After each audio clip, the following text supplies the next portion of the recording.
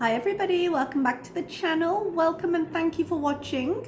I realized that this update is super late. And I know super only seems like a few days, but we're definitely getting closer to this being a 3-week update rather than a mid-month update because I'm not getting paid too late out, so I've probably only got about a week or so before payday again. Whoops! It was meant to be earlier, but this week has been insane.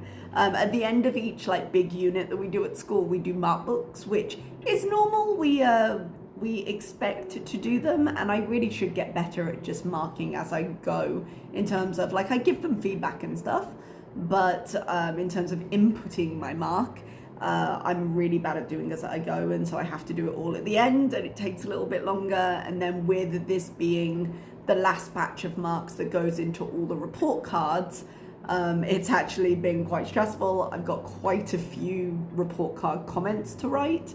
So, and there's 4 sections for each child. So a lot of work ahead of me, but this week was all the final grades. And we have to put those into the Ministry of Education here in Oman as well, because they brought forward the deadline for that. It was meant to be the 1st of June, but it's actually the 21st of May now, which is right as I was traveling. So I kind of stressed myself out about that, even though the deadline was end of this week, and that's well before I travel, because I was simultaneously doing the ministry grades, because it's easier just to check what I need to check, put it into my mark book, and then move it over to the thing I need for the ministry. I was just putting myself under a lot of pressure.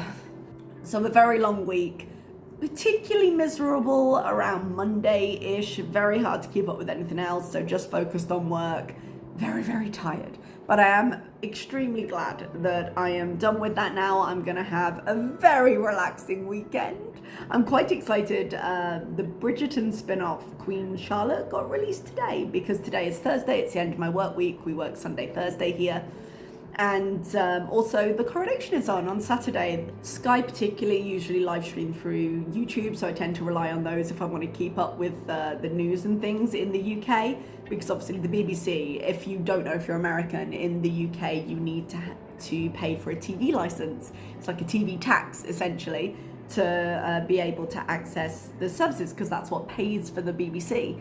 So they are pretty iffy about you watching it in other places. Obviously you can get VPNs and things, but your TV license is kind of a big deal. It's a lot easier to access Sky. So those are my weekend plans, and I am happy for them. It's going to be so relaxed. It's going to be amazing. Nothing but sleep, watch TV, and chill out. We're actually not very far from the end of term. One of my kids came up to me today. She was like, "Miss, we worked it out in Arabic. It's this many days." I was like, because they'd worked it out without weekends, and it's really not that many. We finish in mid-June, so we don't have very long left at all. And that's quite strange for me, because when I was a kid we always finished on the British times, which is sort of mid-July, because we have longer holidays during the school year. At Easter we have a whole 2 weeks off in the UK, so our summers have never been as long as the American summers. And apparently the kids just kind of stopped coming during June because some of the Arabic schools have different holidays, and the older students will have their exams and things. So once the older students do their exams, a lot of the parents just don't bring their brothers and sisters in because the older kids aren't coming in. So you lose a lot to absenteeism. But anyway, this isn't the update you're here for. I just get excited.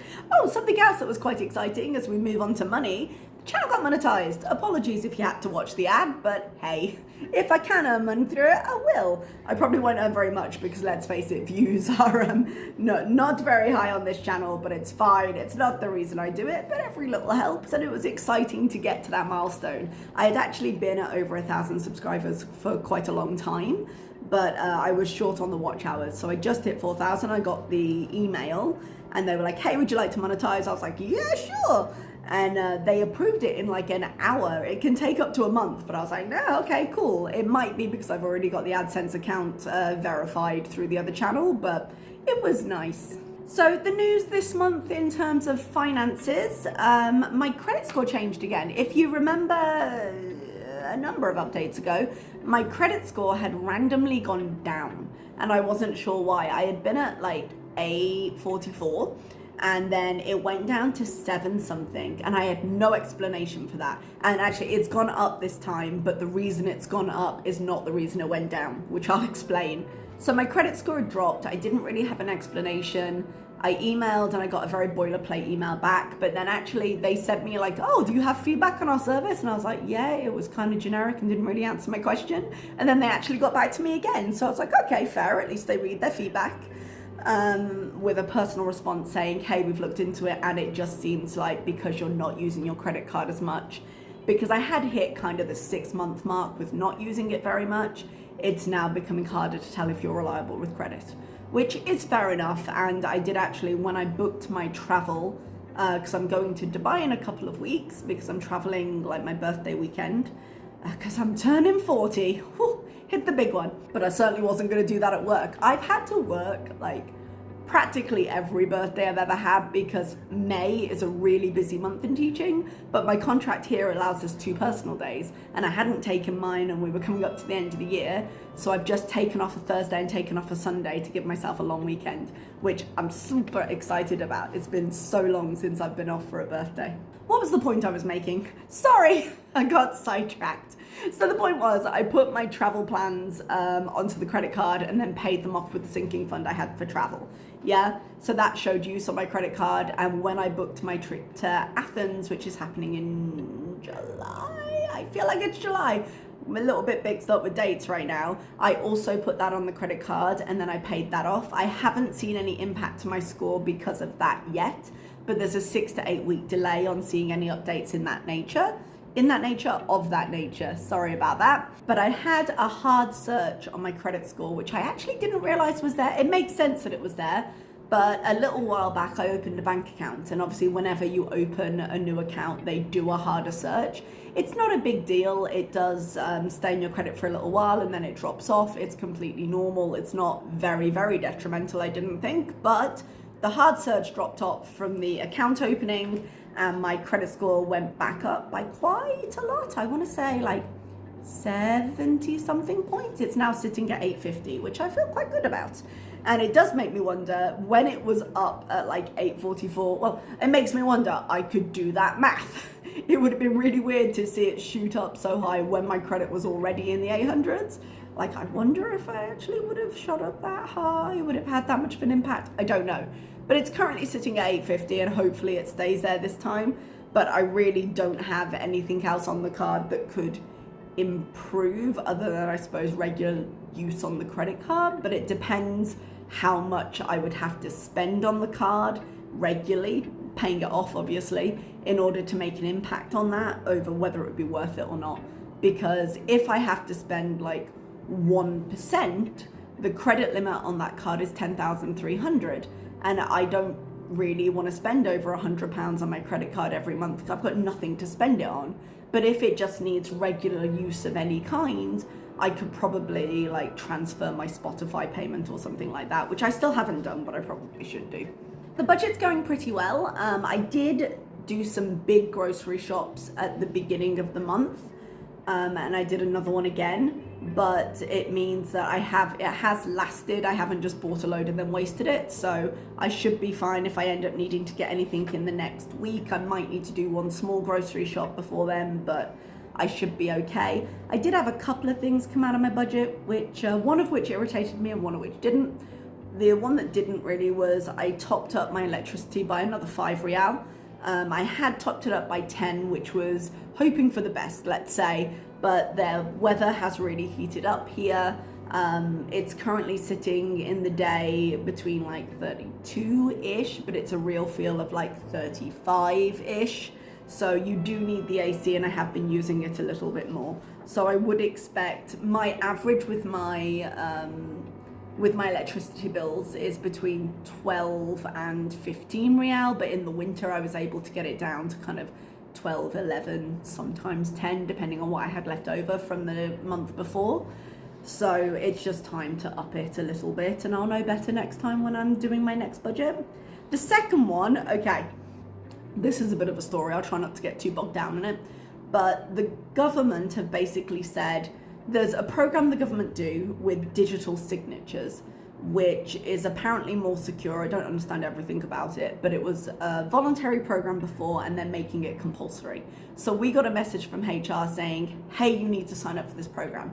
And it was a message in Arabic and then the same one in English, and it basically said, hey, it's a requirement of your contract, please see point 13, which was basically an agreement we said to be like, hey, we will adhere to any order the government gives us in regards to our contract, so we have to go and do this, and please go do this. And they gave us a link, and I clicked the link and it was like, put in your phone number, put in your ID number, kaboom. And I was like, great, perfect. And I put it in, it was like, hey, it doesn't work, you got the wrong kind of phone. It's like, are you kidding me? And so I had to go to my phone provider and switch out the SIM. You keep the same number, but you pay like £2 for the SIM or whatever, which isn't so bad.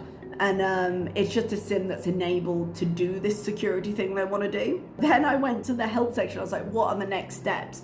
And it was ridiculous. It was like, okay, you need to go to the mall and you need to see this kiosk. So this happened in Saudi Arabia as well. For public services, sometimes you have these kiosks set up that look a little bit like ATMs, and they allow you to scan your fingerprint and do some government services in a way that you don't have to go into the office, but it's more secure than doing it on your computer at home because it takes your fingerprint, you know? So I was gonna have to go and sign up with that, and then it was like, okay, once you've done that and you've got your new SIM card, you're gonna take the PIN number it gives you, you're gonna come back home, you're gonna come into this website, you're gonna plug in your smart card reader. I was like, sorry, my what? Because the ID card looks like a credit card, it's got like a chip and PIN. And then you're gonna do this. So I ordered a smart card reader because the guy we were meant to be emailing when we had any questions wasn't answering his email. And the next day I went to school and we had a message saying, oh yeah, Mr. Whoever has got the card reader in the office, so you don't need to do that. And it was already shipped and it was too late to cancel my order, so I ended up spending 11 Riyal, which is like 23, 24 pounds. It's not gonna break me, but it's also not loose change, you know, that I just feel was sort of wasted. So I guess we'll have to see if I can find a use for that later, or if anyone else wants it. But it's not really worth returning, just because if I return it, I have to miss time off work, because the post offices are only open from like 9 until 2. And I work from 7:30 to 3:30. So I'd literally have to take time off school to go out and do this, to return it to Amazon. So whatever, it's not worth it. So that was an extra expense that I hadn't necessarily accounted for. I'd already spent my school budget, which is what I would usually put that into, because I bought the printer at the beginning of the month. So I've actually ended up taking the 11 Riyal out of my clothing budget, because that was one part of my budget that I hadn't accessed yet, I hadn't spent.